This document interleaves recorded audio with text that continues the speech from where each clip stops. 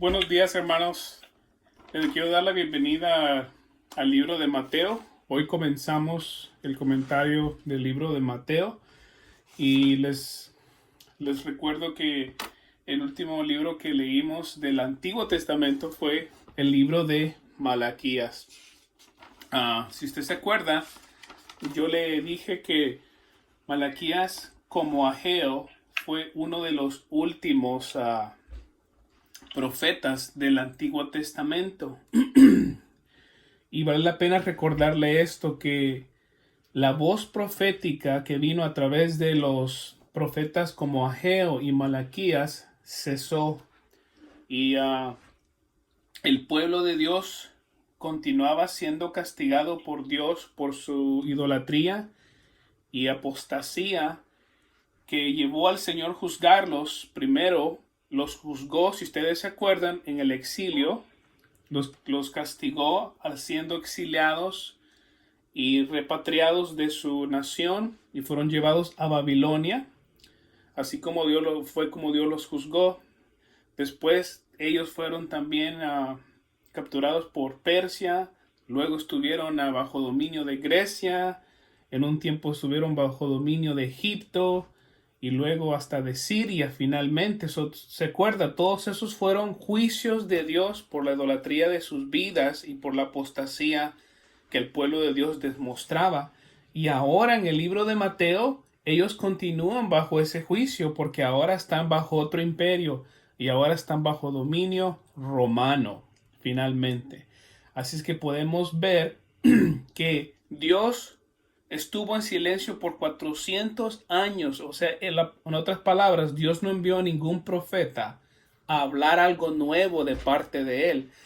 Hasta 400 años después, Dios vuelve a despertar la voz de profecía a través de el profeta Juan el Bautista, que viene con su mensaje clásico diciendo: arrepiéntanse porque el reino de Dios se ha acercado. Y la ciudad que vivía en las tinieblas ha mirado una gran luz.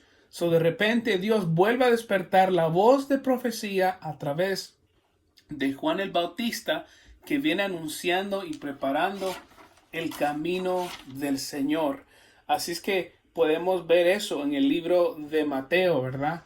Y en el capítulo 5 al 6 vemos el sermón más famoso que el Señor dio desde el monte. Le llamamos el sermón del monte, ¿verdad?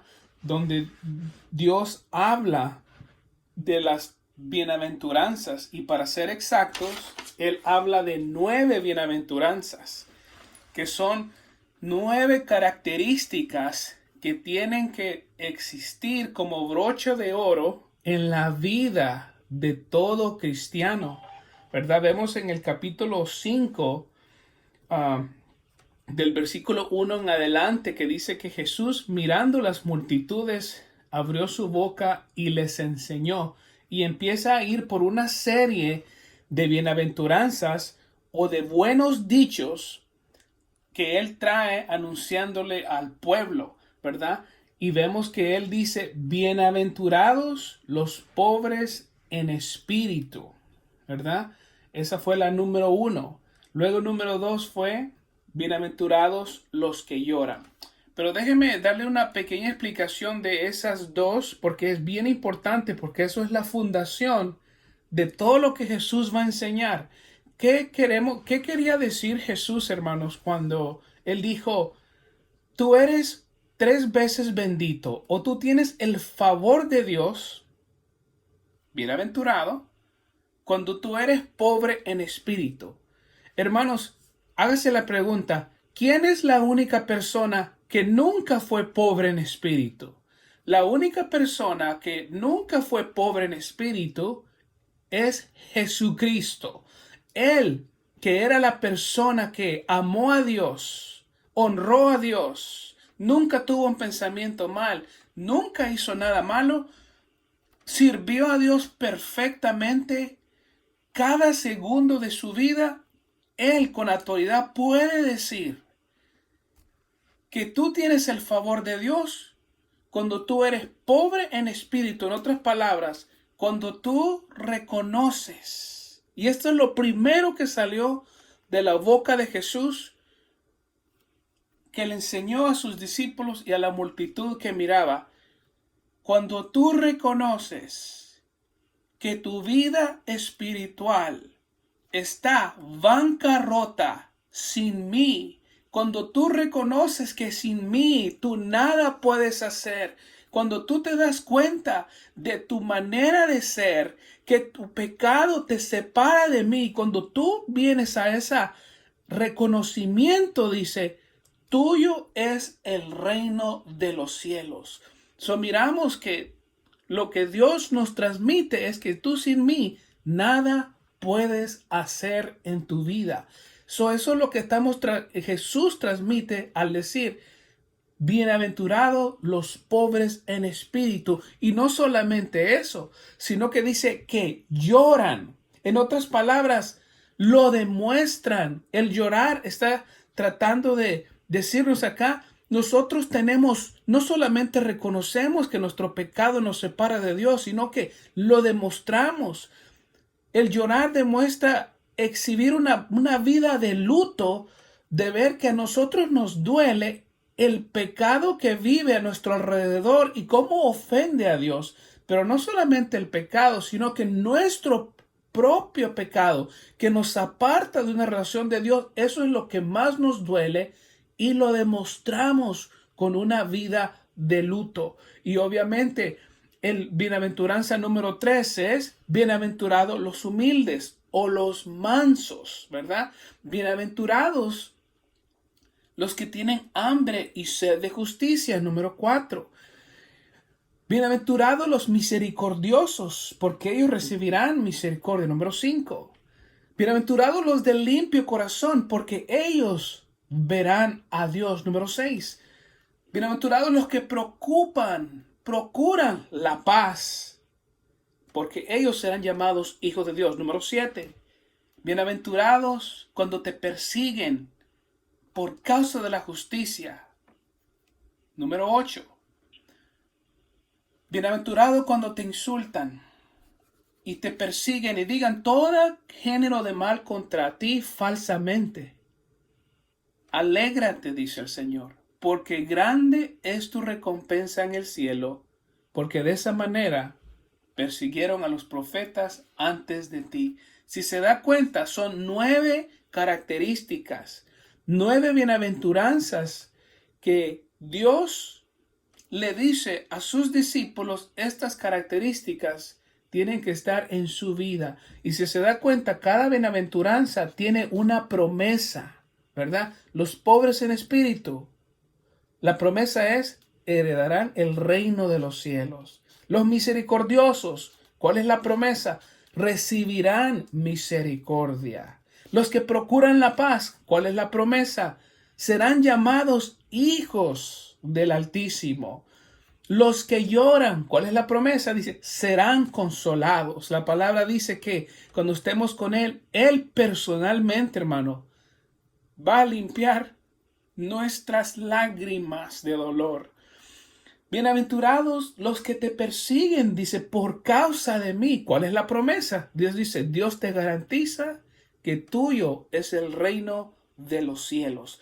Hermanos, estamos mirando acá que Dios nos dice cómo vivir cómo es que un cristiano refleja su vida, pero no solamente nos deja ahí, nos dice cómo, porque el resto del capítulo de Mateo cuando habla de ustedes son la sal del mundo, la luz del mundo, ¿qué es lo que Jesús está haciendo? Como todo buen maestro, en lo que está haciendo, te dije que tú eres bienaventurado, tú tienes una bendición especial de Dios cuando estas cosas existen en tu vida, pero no te dejas solamente con eso. Él te dice y te enseña cómo vivir esa vida.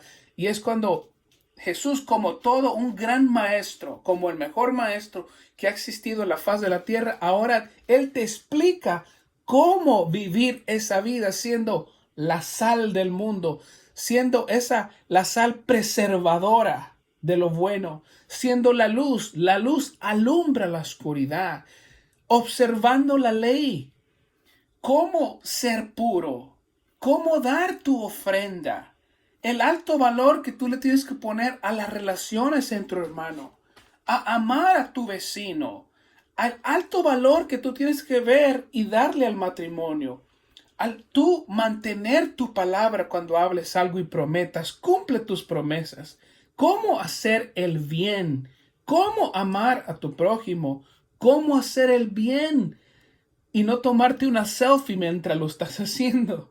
La oración, cómo orar. Jesús le enseñó, de esta manera vas a orar, enseñándoles el patrón del Padre nuestro. Tienes que ser una persona de ayuno. ¿Y cómo ayunar?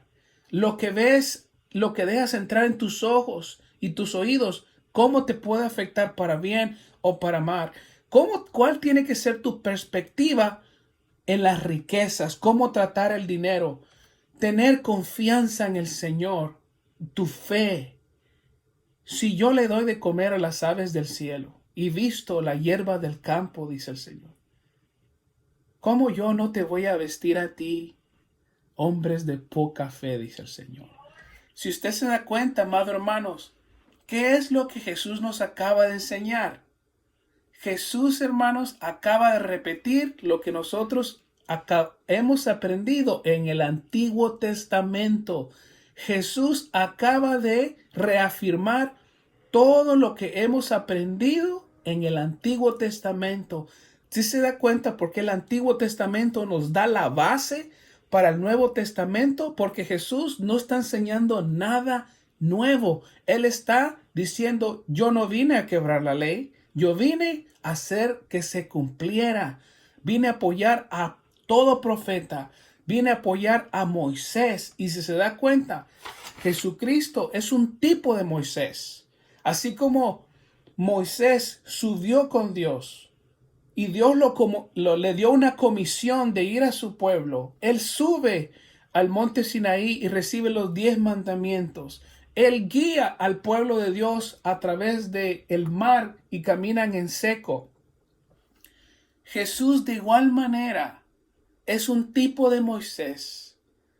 Y Jesús pasa por un bautizo, por las aguas, así como Moisés pasó por las aguas en el mar con el pueblo. Él recibe los 10 mandamientos y se los da a su pueblo. Y es lo que Jesús está haciendo aquí en las bienaventuranzas. Él trae la ley de Moisés y la está dando, redando, reexplicando, aclarando a sus oyentes, y la explica y dice cómo es que vivimos una vida delante de Dios. Si se da cuenta, Jesús maravillosamente lo que está haciendo es apoyando sus enseñanzas basadas en la ley de Dios, hermanos. Así es que yo le quiero animar con estas palabras, que usted sea un estudiante, hermano, de la palabra de Dios. Le quiero recordar que estos 10 minutos que hacemos de explicación de lo que leemos, hermanos, no es algo exhaustivo, que hermano, es algo muy poquito para darle el interés a usted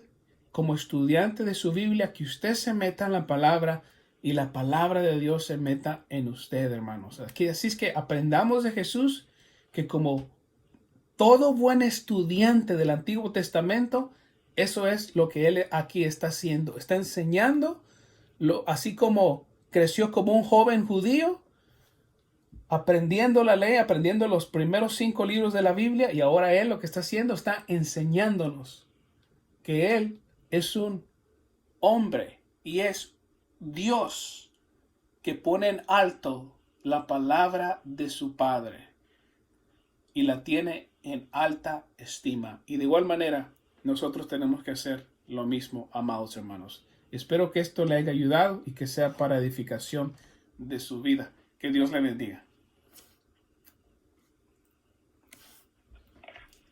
Gloria al Señor. Amados hermanos, hoy en esta